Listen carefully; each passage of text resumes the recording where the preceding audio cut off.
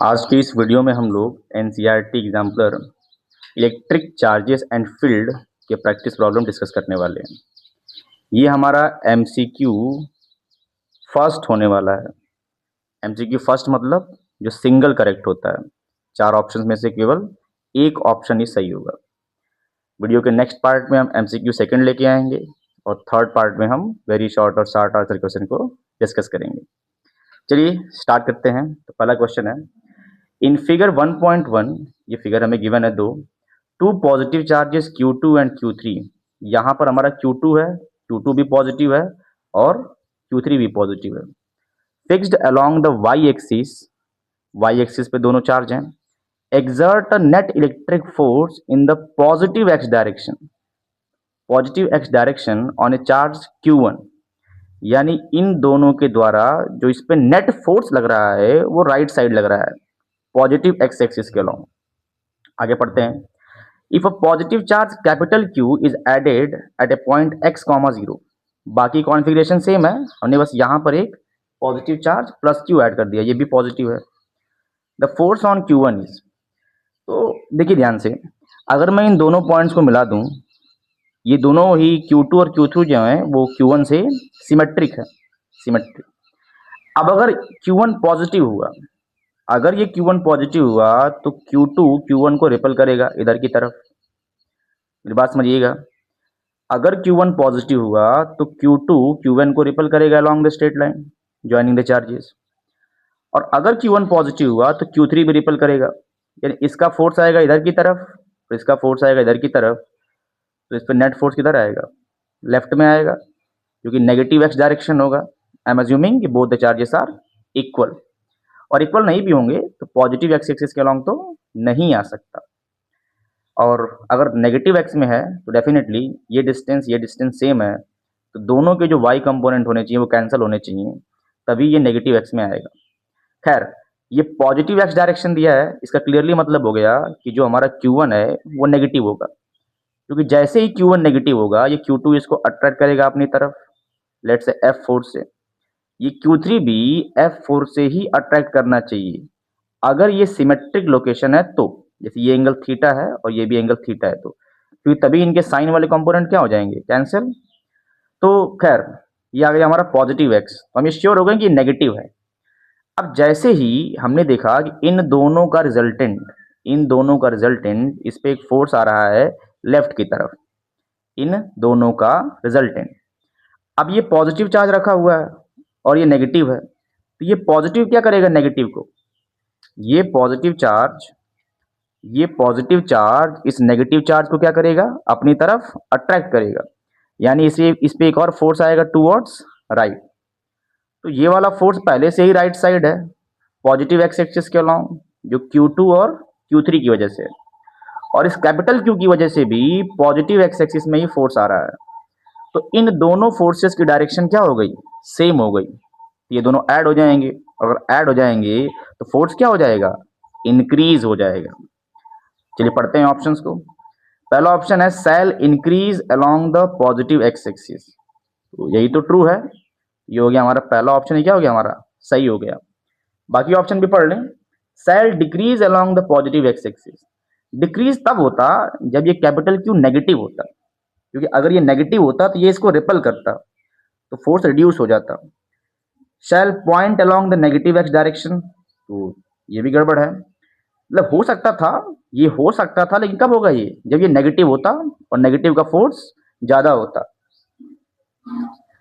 Shell increase but the direction changes because of the interaction of Q with Q2 and Q3, तो ये भी नहीं होगा। तो हमारा पहला ऑप्शन ही क्या है? सही है। बोल रहे, चलिए बढ़ते हैं नेक्स्ट क्वेश्चन की तरफ। हमारा नेक्स्ट क्वेश्चन क्या कह रहा है? नेक्स्ट क्वेश्चन कह रहा है कि ये पॉइंट पॉजिटिव चार्ज, ये प्लस Q यहां रखा हुआ है, is brought near isolated conducting sphere. अब इस बात को बहुत ध्यान समझिएगा, आइसोलेटेड। तो अगर ये आइसोलेटेड है तो इस पे जो चार्ज होगा वो कंजर्व होगा, और अगर हमारा स्फीयर पहले न्यूट्रल है तो हमारा स्फीयर बाद में भी क्या होना चाहिए? न्यूट्रल होना चाहिए। तो अगर मान लीजिए, मैं इसको आप समझाऊं, यहाँ पर मैं एक डायग्राम बना देता हूँ। मान लीजिए ये मेरा एक प्लस Q चार्ज है और इसके पास में मैं एक आइसोलेटेड कंडक्टिंग स्फीयर लेके आ रहा हूं, तो ये पॉजिटिव चार्ज क्या करेगा, इस कंडक्टर में जो फ्री इलेक्ट्रॉन्स होंगे उनको अपनी तरफ अट्रैक्ट करेगा। तो ये फ्री इलेक्ट्रॉन्स जो होंगे इसके पास आना चाहेंगे, तो जो पास वाली सरफेस है, जो पास वाली सरफेस है इस पे इलेक्ट्रॉन का एक्सेस हो जाएगा, तो ये वाली सरफेस नेगेटिवली चार्ज होगी और इस रीजन में क्या हो जाएगी, इलेक्ट्रॉन की डिफिशियंसी हो जाएगी, तो ये वाली सरफेस क्या हो जाएगी, पॉजिटिवली चार्ज हो जाएगी। अब चूंकि ये न्यूट्रल था, तो जितना चार्ज इधर आया है उतना ही चार्ज इधर भी आएगा, क्योंकि आइसोलेटेड है तो चार्ज कंजर्व रहना चाहिए। अब अगर इन दोनों की स्ट्रेंथ बराबर है, इन दोनों की स्ट्रेंथ बराबर है, हमने प्रॉपर्टी पढ़ा है कि जो नंबर ऑफ फील्ड लाइंस होती हैं, नंबर ऑफ जो फील्ड लाइंस होती हैं वो क्या होती हैं, directly proportional to mod Q. यानी अगर एक +1 कूलम है और एक -1 कूलम है, तो दोनों से ही नंबर ऑफ फील्ड लाइंस कितनी रहेंगी, सेम ही रहेंगी। चलिए देखते हैं फिर कैसा बनना चाहिए कॉन्फ़िगरेशन। फील्ड लाइन प्लस से निकल के माइनस पे जाती हैं और साथ ही साथ ये कंडक्टर है, तो कंडक्टर की सरफेस पे क्या होनी चाहिए, परपेंडिकुलर होनी चाहिए, कंडक्टर की सरफेस पे परपेंडिकुलर होनी चाहिए। ये तो ऐसे हो गया, माइनस पे आएंगी और फिर प्लस से क्या होंगी, निकलेंगी। तो कुछ इस प्रकार की फील्ड लाइंस हमें देखने को मिलनी चाहिए। कौन सा ऑप्शन है भाई, देखिए ये प्लस क्यू है तो पास वाला तो नेगेटिव होगा, नेगेटिव पर फील्ड लाइंस आ रही हैं, और ये वाला हिस्सा पॉजिटिव होगा तो पॉजिटिव से फील्ड लाइंस जा रही हैं, तो ये सही है। ये क्यों गलत है, यहाँ पर भी फील्ड लाइंस आ रही हैं, मतलब ये हिस्सा नेगेटिव हो गया, और यहाँ पर भी फील्ड लाइंस आ रही हैं, ये हिस्सा भी नेगेटिव हो गया। तो ओवरऑल जो हमारा कंडक्टर है वो हमने कह दिया कि नेगेटिवली चार्ज्ड है, क्योंकि क्वेश्चन में कहा था वो आइसोलेटेड कंडक्टिंग है और न्यूट्रल मेंशन करना चाहिए था कि न्यूट्रल है, तो इसलिए गड़बड़ हो गया। ये क्यों गलत है भाई, यहाँ पर तो फील्ड लाइंस आ रही हैं, मतलब ये नेगेटिव चार्ज, और यहाँ जा रही हैं तो ये पॉजिटिव चार्ज। इसमें प्रॉब्लम ये है कि जो फील्ड लाइंस होती हैं वो कंडक्टर के सरफेस के परपेंडिकुलर होती हैं। ये एक स्फीयर है तो फील्ड लाइंस रेडियली निकलनी चाहिए थी, बाद में भले वो बेंड हो जाएं, बट यहाँ से जो निकलना चाहिए था उनको रेडियली निकलना चाहिए था, जो कि नहीं है। लास्ट वाला ऑप्शन फिर से, ये प्लस क्यू है, अगर यहाँ पे प्लस क्यू है तो नेबरिंग सरफेस क्या होनी चाहिए, नेगेटिव, और यहाँ पे इससे निकल रही हैं, तो मतलब ये कह रहा है ये वाली पॉजिटिव है और ये वाली नेगेटिव है, तो ये कॉन्फिगरेशन पॉसिबल नहीं है। And second, field lines perpendicular भी नहीं है, तो हमारा सही ऑप्शन हो जाएगा ऑप्शन ए। बढ़ते हैं नेक्स्ट क्वेश्चन की तरफ। तो नेक्स्ट क्वेश्चन हमारे पास है गॉस लॉ पे बेस्ड। ये क्वेश्चन क्या कह रहा है, the electric flux through the surface, ये 4 सरफेस दी हुई हैं और हमसे पूछ क्या रहा है देखते हैं। तो पहला ऑप्शन कह रहा है कि इन फिगर 1.34, 1.3 का चौथा इज लार्जेस्ट, दूसरा कह रहा है 1.3 इज द लीस्ट, 1.3 का थर्ड वाला ये लीस्ट है, 1.3 के सेकंड वाले में सेम है और 1.3 इज स्मॉलर देन 1.4। खैर सिंपल सी बात है, जो टोटल फ्लक्स होता है किसी भी क्लोज सरफेस से वो केवल और केवल 2 बातों पर डिपेंड करता है, एक क्यू इनक्लोज्ड और परमिटिविटी ऑफ द मीडियम। अब इन सब के अंदर कितना चार्ज है, इसके अंदर भी प्लस क्यू चार्ज है, इसके अंदर भी बस प्लस क्यू ही है, इसके अंदर भी प्लस क्यू है और इसके अंदर भी प्लस क्यू है। तो इसका फ्लक्स अगर मैं φ1 बोल दूं तो φ1 हो जाएगा q बाई एप्सिलॉन नॉट, इसका मैं φ2 बोल दूं तो φ2 भी इसके अंदर का चार्ज हो जाएगा q बाई एप्सिलॉन नॉट। अगर मैं φ3 बोल दूं इसके फ्लक्स को, तो इसके अंदर का charge which is again q divided by epsilon not, और यहाँ पर भी क्या आ जाएगा φ4, तो इसके अंदर का चार्ज मतलब q divided by epsilon not. So the correct answer is the same for all the figures। जो फ्लक्स यहाँ है वही फ्लक्स यहाँ है, वही फ्लक्स यहाँ है और वही फ्लक्स यहाँ है। सो ऑप्शन डी, एकदम आसान क्वेश्चन था ये। चलिए बढ़ते हैं नेक्स्ट क्वेश्चन की तरफ। अब नेक्स्ट क्वेश्चन पढ़ने से पहले मैं आपको एक कॉन्सेप्ट समझा देता हूँ। जो हमारा गॉस लॉ है वो हम लिखते हैं mathematically close integral E dot D A is equals to Q enclosed divided by epsilon naught. तो इसमें होता क्या है, अगर हमारे पास ये कोई क्लोज सरफेस है और कुछ चार्ज इसके अंदर है, कुछ चार्ज इसके अंदर है और कुछ चार्जेस क्या हैं, बाहर हैं। तो जो फील्ड होती है, ये जो इलेक्ट्रिक फील्ड होती है, ये ई नेट होती है। ई नेट मतलब अंदर वाले चार्जेस की वजह से और बाहर वाले चार्जेस की वजह से दोनों का मिला के होती है। मतलब मैं कह सकता हूँ ये हो जाएगी E1 Q1 की वजह से, E2 Q2 की वजह से, E3 Q3 की वजह से, और E4 Q4 की वजह से, और E5 Q5 की वजह से, और इनका डॉट लेंगे DA से। तो जब हम इसको सॉल्व करते हैं तो ये अल्टीमेटली केवल अंदर वाले चार्जेस की वजह से फ्लक्स बचता है, यानी वो बचेगा आपका Q1 प्लस Q2 और ये minus Q3 divided by epsilon naught.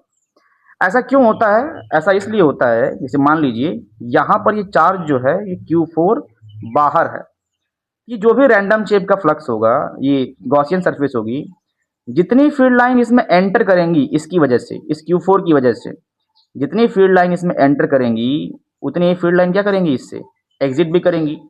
तो जितना नेगेटिव फ्लक्स आएगा उतना ही पॉजिटिव फ्लक्स आएगा, तो नेट फ्लक्स क्या हो जाएगा, जीरो हो जाएगा। इसका मतलब जैसे मैं डॉट लूंगा तो मेरे पास एक टर्म बनेगा close integral E4 dot DA, क्योंकि चार्ज बाहर है तो जितना फ्लक्स नेगेटिव उतना फ्लक्स पॉजिटिव, ये जीरो दे देगा। तो close integral E5 dot DA, ये भी क्या दे देगा, जीरो दे देगा। तो फ्लक्स में केवल अंदर वाले चार्जेस का होता है कंट्रीब्यूशन, और फील्ड में अंदर वाले का भी होता है और बाहर वाले का भी होता है। तो अब पढ़ते हैं क्वेश्चन। क्वेश्चन क्या कह रहा है? क्वेश्चन में मैं समझा दूं आपको स्टेटमेंट। क्वेश्चन में ये गॉसियन सरफेस है, ये Q1 Q3 Q5 इस सरफेस के बाहर हैं, और Q2 और Q4 इस सरफेस के अंदर हैं। तो कॉन्सेप्ट तो हम समझ चुके हैं, अब डायरेक्ट ऑप्शन पे जाते हैं। E on the LHS, LHS में जो E लिखा हुआ है, एबव इक्वेशन, ये इक्वेशन यहाँ पे मेंशन है, वही इक्वेशन मैंने यहाँ पे लिखा है, will have a contribution from Q1 Q5 Q3, कह रहे Q1 की वजह से होगा, Q5 की वजह से होगा, Q3 की वजह से होगा। अभी मैंने क्या बताया, इलेक्ट्रिक फील्ड अंदर वाले चार्जेस की वजह से भी होती है और बाहर वाले की वजह से भी होती है। तो ये ऑप्शन क्या हो गया फिर हमारा, गलत हो गया।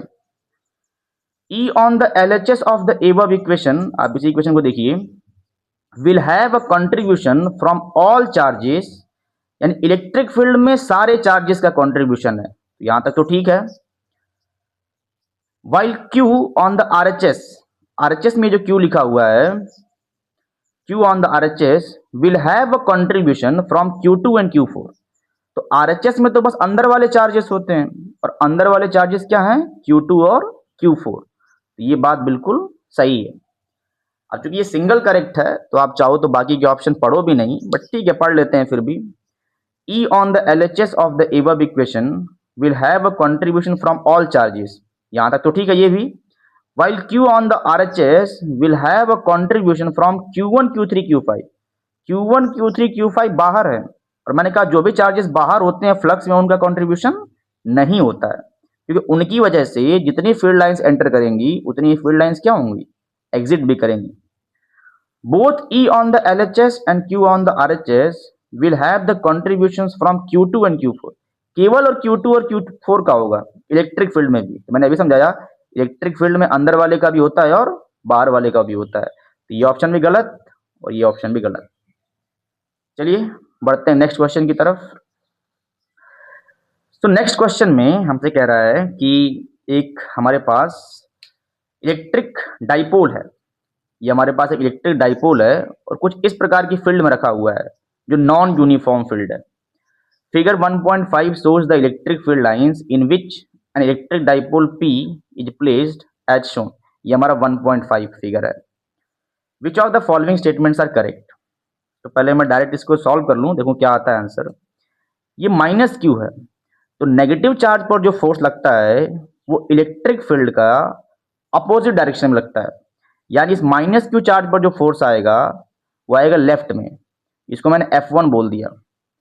और ये जो प्लस क्यू चार्ज है, प्लस क्यू चार्ज पर जो फोर्स आएगा, प्लस पॉजिटिव चार्ज जो होता है उस पर जो फोर्स लगता है वो इलेक्ट्रिक फील्ड की डायरेक्शन में लगता है, यानी इस पर जो फोर्स आएगा वो राइट साइड आएगा, इसको मैंने F2 बोल दिया। अब चार्ज तो दोनों बराबर हैं, मतलब F1 क्या हो जाएगा, charge into electric field E1 F2 क्या हो जाएगा, charge into electric field E2।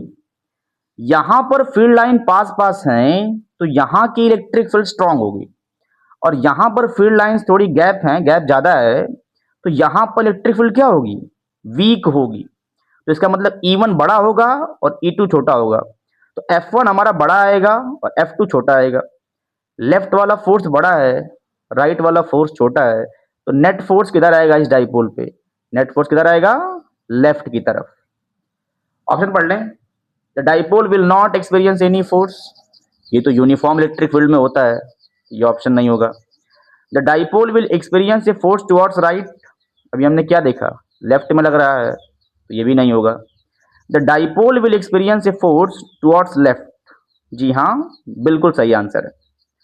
The dipole will experience a force upward, नहीं, फोर्स तो हॉरिजॉन्टल डायरेक्शन में लग रहे हैं, तो अपवर्ड तो आएगा ही नहीं, तो ऑप्शन सी। अगर आपको ये सारे क्वेश्चन समझ में आ रहे हैं तो डेफिनेटली वीडियो को लाइक करिए, और नेक्स्ट किस टॉपिक पे आपको वीडियो चाहिए उसे कमेंट करिए। जिस कमेंट पे भी सबसे ज़्यादा लाइक रहेंगे हमारा नेक्स्ट वीडियो उसी टॉपिक पे रहेगा। चलिए देखते हैं नेक्स्ट क्वेश्चन।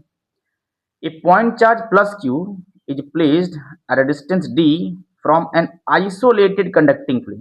फिर से ये वर्ड आ गया, आइसोलेटेड कंडक्टिंग, तो इसको हम न्यूट्रल मान के ही चलेंगे। अब हम कुछ ड्रॉ कर लें पहले, जैसे मान लीजिए यहाँ पर चार्ज है प्लस क्यू, और ये मेरे पास एक कंडक्टिंग प्लेन है।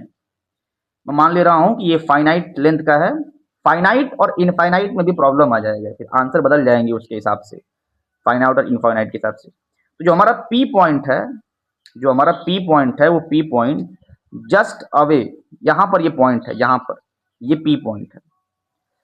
तो होगा क्या भाई, देखा जाए, होगा ये कि ये प्लस क्यू चार्ज इसके अंदर जो फ्री इलेक्ट्रॉन्स होंगे उनको अट्रैक्ट करेगा। तो जो पास वाली सरफेस है ये तो नेगेटिव हो जाएगी, और ये वाली सरफेस क्या हो जाएगी, पॉजिटिव, क्योंकि इधर इलेक्ट्रॉन की डिफिशियंसी हो जाएगी। तो अगर मैं फील्ड लाइंस ड्रॉ करूं तो फील्ड लाइंस कैसी होंगी, कुछ ऐसी होंगी फील्ड लाइंस, ऊपर और नीचे सिमेट्रिक होंगी, ऐसी होंगी, ऐसी होंगी, यहाँ पर ऐसे, यहाँ पर ऐसे, प्लस से निकल के माइनस पे आता है, इधर भी होंगी ऐसे, और प्लस से फिर क्या होती हैं, निकलती हैं सरफेस के परपेंडिकुलर, सरफेस के परपेंडिकुलर। आगे जाकर के भले डाइवर्ज हो सकती हैं या कन्वर्ज हो सकती हैं, जो भी हो, लेकिन जस्ट इसके पास अगर कोई पी पॉइंट है, या यूँ कह लूँ अगर इस क्यू के सामने वाला कोई पॉइंट है, यहाँ पर भी ये पी पॉइंट है, और इसके ऊपर और नीचे सिमेट्री है, इसके ऊपर और नीचे सिमेट्री है, तो इलेक्ट्रिक फील्ड हमेशा ऐसे होगी, यानी ये जो प्लेन है इस प्लेन के परपेंडिकुलर होगी और अवे होगी, away from the positive charge आप बोल सकते हो। चलिए ऑप्शन पढ़ा जाए, तो ऑप्शन क्या क्या है। पहला ऑप्शन है directed perpendicular to the plane and away from the plane, पहला ऑप्शन ही मैच कर गया, तो ये हो जाएगा हमारा correct answer. Directed perpendicular to the plane but towards the plane, तो टुवर्ड्स द प्लेन तो तब होता जब ये वाला पॉजिटिव और ये वाला नेगेटिव होता, तो ऐसा तो है नहीं, ये भी नहीं होगा। Directed radially away from the point charge, directed radially towards the point charge, तो ये तो बिल्कुल नहीं होगा टुवर्ड्स द पॉइंट चार्ज। अब ये हो सकता है कि नहीं, ये हमको चेक करना है। तो अगर पी पॉइंट एग्जैक्टली ये है जिसमें सिमेट्री है, इसके ऊपर भी सिमेट्री है और इसके नीचे भी सिमेट्री है, तब तो आप इसको रेडियली आउटवर्ड भी बोल सकते हो। बट अगर पी पॉइंट कहीं यहाँ पे है, just close to the plane, कहीं यहाँ पे है, तब वो रेडियली आउटवर्ड नहीं होगा, यहाँ पे है तब वो रेडियली आउटवर्ड नहीं होगा। यानी एक सिंगल केस है जहाँ पे रेडियली आउटवर्ड आ रहा है, बाकी किसी भी केस में रेडियली आउटवर्ड नहीं आएगा। ये ऑप्शन भी क्या हो जाएगा, गलत हो जाएगा। हालांकि क्वेश्चन में बोलना चाहिए था कि ये इनफाइनाइट शीट है, और ये जो पॉइंट है, ये पॉइंट जो बेसिकली है, या तो बहुत क्लोज बोलना चाहिए था, या बोलना चाहिए सिमेट्रिक पॉइंट है, जैसा इसके ऊपर है वैसा इसके नीचे है। चलिए बढ़ते हैं नेक्स्ट क्वेश्चन की तरफ। तो ये हमारा लास्ट क्वेश्चन है, और ये क्वेश्चन क्या कह रहा है, a hemisphere is uniformly charged positively, यानी इस पूरे हेमिस्फीयर पे पॉजिटिव चार्ज है, इस पूरे हेमिस्फीयर पे पॉजिटिव चार्ज है, तो ये पॉजिटिव चार्ज मैंने बना दिया। The electric field at a point on A diameter away from the centre, तो यहाँ कहीं पर इस लाइन पे आप कह सकते हो वाई एक्सिस पे ये बात कर रहा है। तो ये निकालना बेहद ही आसान है। जैसे मान लीजिए अगर मैं थीटा एंगल पे इधर जाऊं और यहां पर एक डी क्यू ले लूं और थीटा एंगल पे इधर यहां पर भी एक डी क्यू ले लूं, तो इन दोनों का डिस्टेंस सेम रहेगा, इन दोनों का डिस्टेंस सेम कहेगा। तो इसकी वजह से डी इधर पॉजिटिव चार्ज है तो अवे, इसकी वजह से डी इधर। तो आपको साफ साफ दिख रहा है ये एंगल थीटा होगा, ये भी थीटा होगा। दोनों के कॉस वाले कंपोनेंट ऐड होंगे और जो दोनों के साइन वाले कंपोनेंट आएंगे, जो इनके साइन वाले कंपोनेंट आएंगे वो कैंसिल हो जाएंगे और कॉस वाले कंपोनेंट क्या हो जाएंगे, ऐड हो जाएंगे। ऐसे ही मैं यहाँ पर लूँ, यहाँ पर लूँ तो फिर से वही कहानी होगी। मैं सिमेट्रिक है, इसके इधर और इसके इधर में दो ऐसे पॉइंट मिल जाएंगे जिनकी वजह से सिमेट्री रहेगी। तो यहाँ पे करेक्ट आंसर होगा along the diameter, along the diameter.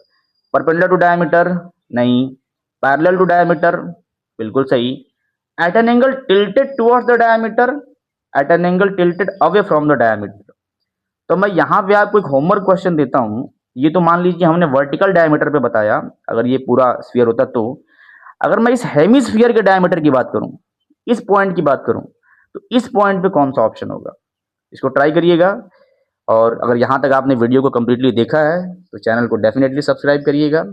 मिलते हैं नेक्स्ट वीडियो में, तब तक के लिए bye bye, see you again.